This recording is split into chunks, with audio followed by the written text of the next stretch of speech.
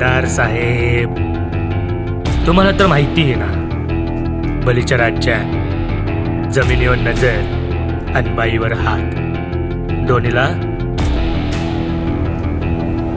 एकच सजा.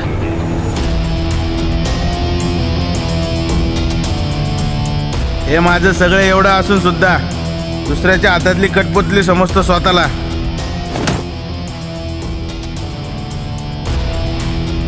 असं वाटतं एका एकाला लाईनीत उभं राहून गोळ्या घालाव्या. मला बदला घ्यायचा आहे मामा.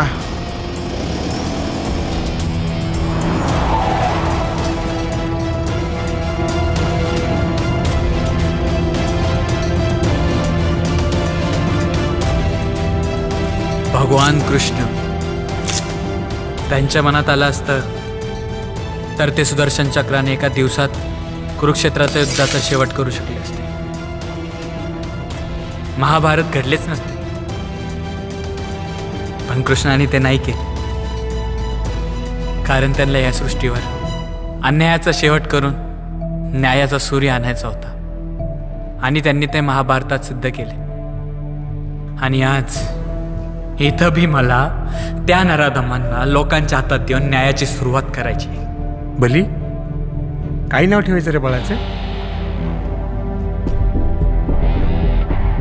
गीता. आपले आई बाबा कुठे गेले? आपले आई बाबा देवाच्या घरी. देवाचं घर खूप छान असतं का? रोना बाबा मला म्हणत होते की आता तुझं तू कर सर्व. रोना बाबा देवाच्या घरी जाणार. दादा, मी पण जाऊ का देवाच्या घरी? मला पण आई बाबांना भेटायचे.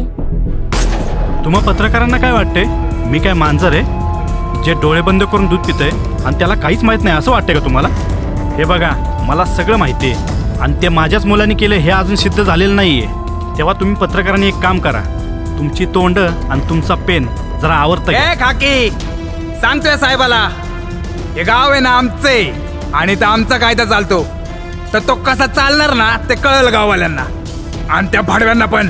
हे बघा, तुम्ही जर कायदा हातामध्ये घ्याल ना तर मी एकेकाला ऍक्शन घेतल्याशिवाय सोडणार नाही.